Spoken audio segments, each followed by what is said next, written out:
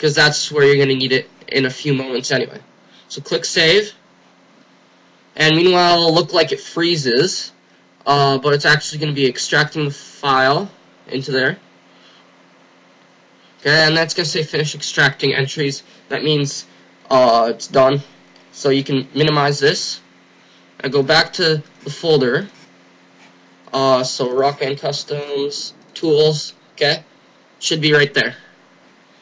Okay, so now you have your VGS file and your PSS file. So now what we're going to do is put the VGS file, this one, the finished one, into the Back in Black Live PSS file. So to do that, we have to open PSS VGS. You'll get another window like this pop up. So we want to inject the VGS, so we'll put I to inject. PSS name is Back in Black _ live.pss. So type that in. Back in Black _ live.pss. And then take the VGS file, so into deep, and remember to put the finished extension. Otherwise, your audio, when you boot the game, will freeze. So make sure you put finished at the end, and put the VGS ending after. Now hit enter, and meanwhile I'll be inputting the VGS audio into the PSS file. Okay, should say done, copied this many bytes out of that many. It'll say program finished. If you receive an error message, it'll probably say all bytes were not copied or something along those lines. That means that you need to get a different PSS because the PSS is too small for that audio file. Okay, so hit enter. The window will disappear. So now we have the audio inside this PSS file, and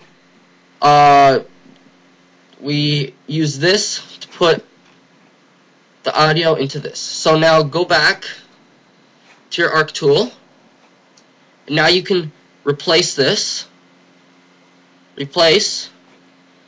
with this one. Remember that perform crypts is unchecked. Double click and click save ARC. Okay?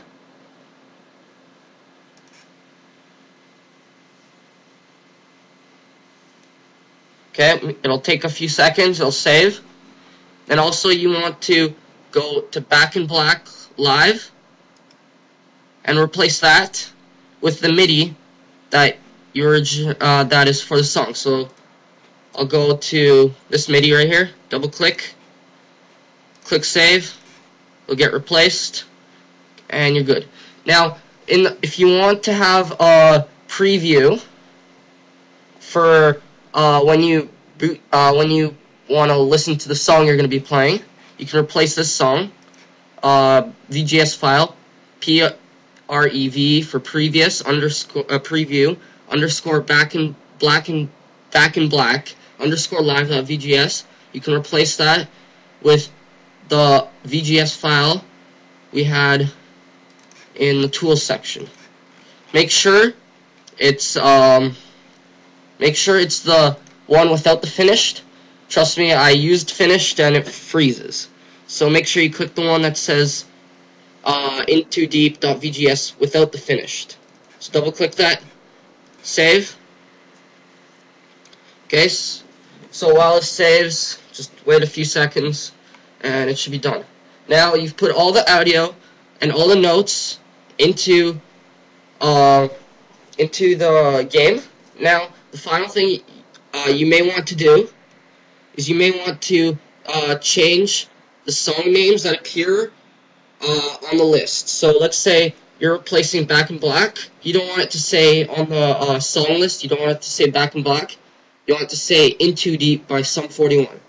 So you have to go to Gen, songs.database, click extract file, and I'm going to extract it right here. So I'll put 1, database 1.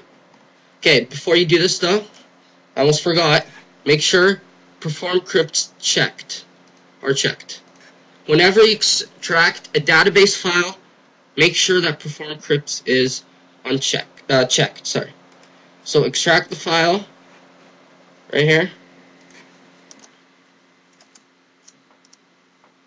So save. Should be done in like less than a second. So I'll minimize that, and it should appear right there. Song1.database. So I'm gonna go back to my ArcTool folder, and in here should be Guitar Hero 2 database edit unencrypted exe application. Just double click that, and this thing should pop up. Click File, Open File, and then click on song1.database, and you should get a whole list of songs that you might recognize from the game. So we replaced Back in Black with In Too Deep. So I'm going to click Back in Black _live. I'm going to replace this. So Still Waiting, I'm going to replace with, or whatever the song previously was, with In Too Deep. And then I'll go under Artist, and it's Sum 41, and that's basically all you need. If you want to change some other stuff, you can go ahead and experiment with it. But those are the two crucial ones, so you can recognize what song you're playing in the menu. After you're done, click File, Save File. It should save, and you can exit out of that now. Go back to ArcTool, and make sure that Perform Crypts is checked, and replace songs.database with this one. Okay? And then save. Okay? It should be done in a second. Now basically all you have to do is repeat the same step with every single song you have that you want to replace. And after you've done that, just exit out of here. And now all you have to do is rebuild the game. So to do that, you go to your folder, and you'll need to launch ImageBurn.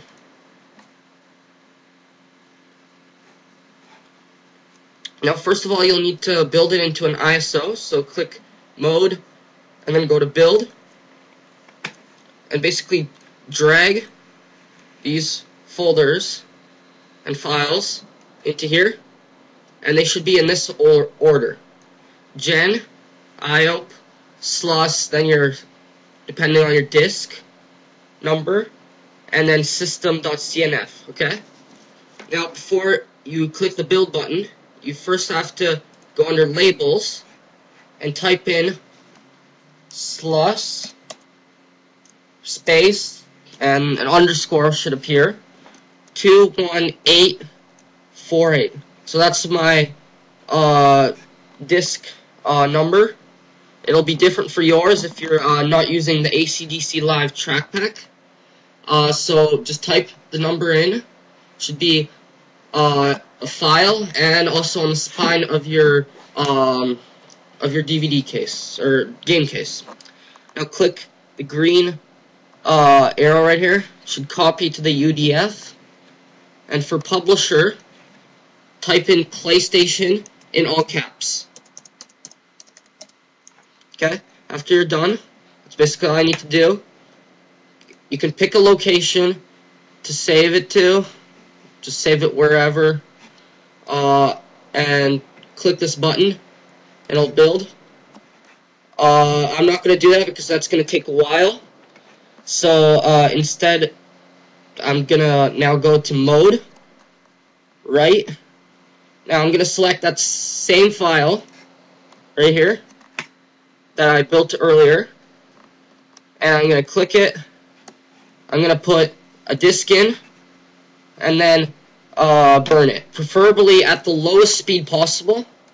If you can go at 2x, 2 times, that would be best. If you have to go 4 times, it's okay.